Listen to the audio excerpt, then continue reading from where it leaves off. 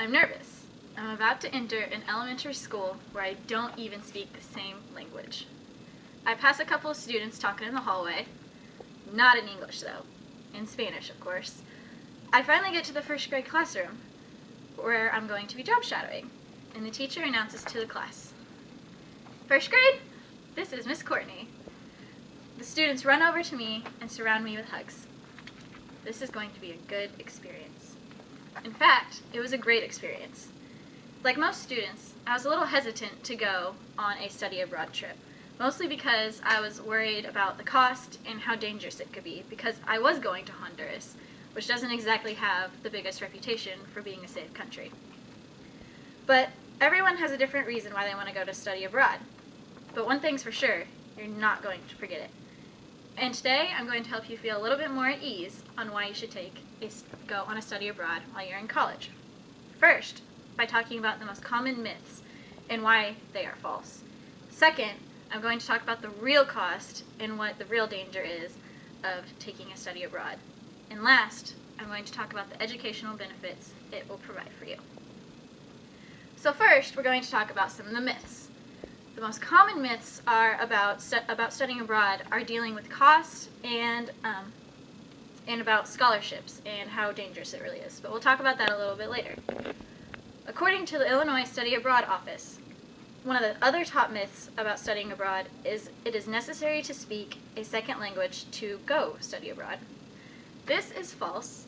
I am personally an example of this because I am definitely not fluent in Spanish, and I took a study abroad trip in Honduras. And every student I was also with there at that time was not fluent either. Although it is encouraged to know the basic language of the country you are going to, it is never actually required unless you are taking you are taking a major or minor that you are language. Another common myth, according to the Illinois Study Abroad Office, is that it is not possible to complete major requirements while abroad, and that it will delay your graduation. Again, this is not true.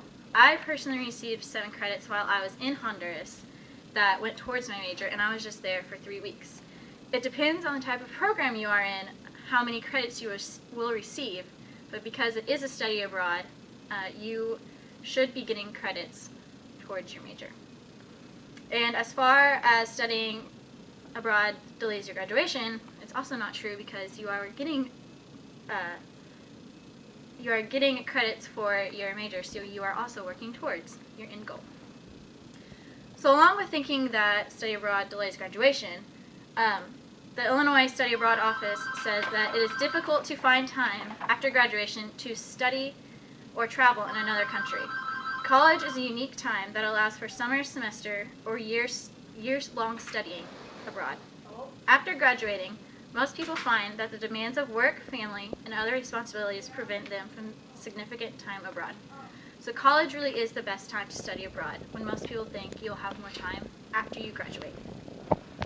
The last myth I'm going to talk about is that studying abroad does not help with your career.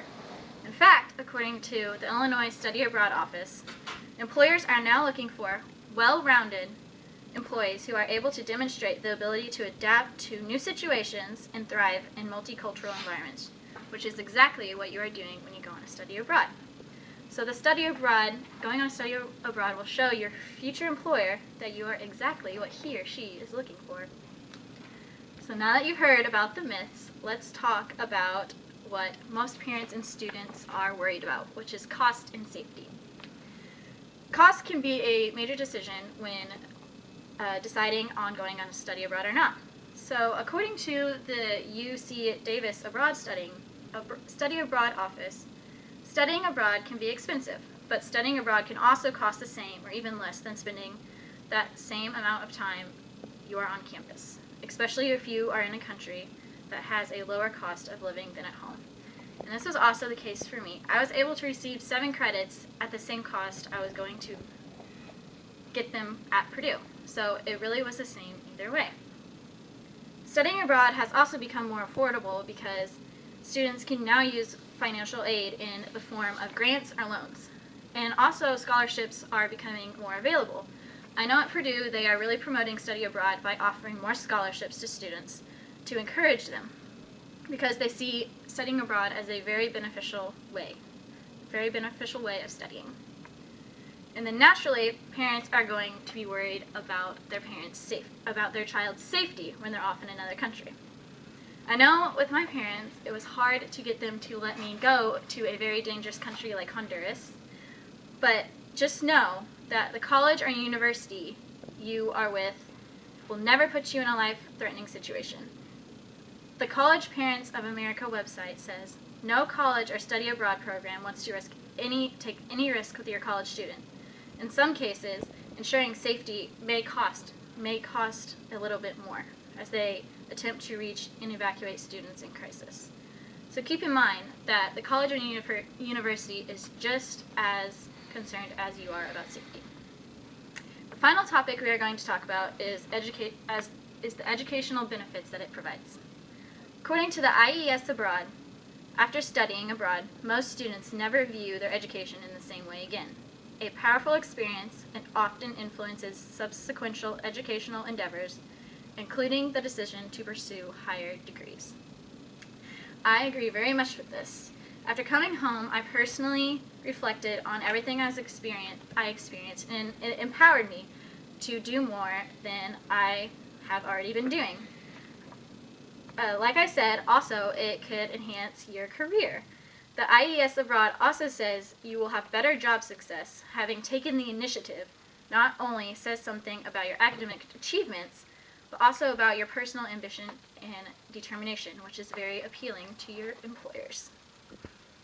The personal growth and development is probably the biggest shock you will find whenever you go on your study abroad. A study done by IES Study Abroad says 82% of the alumni have developed a more sophisticated way of looking at the world as a result of studying abroad. In turn, they are also more aware of the world around them. And then some alumni even report that some of the decisions they are making today have been influenced by their past study abroad experiences. So as you can see, studying abroad is not just a mere pastime activity. It also provides many benefits, both educationally and personally. It will not only impact you on the trip, but also in your future possible career. Many people have skewed visions of studying abroad because of the myths, but the most common is that it is not affordable.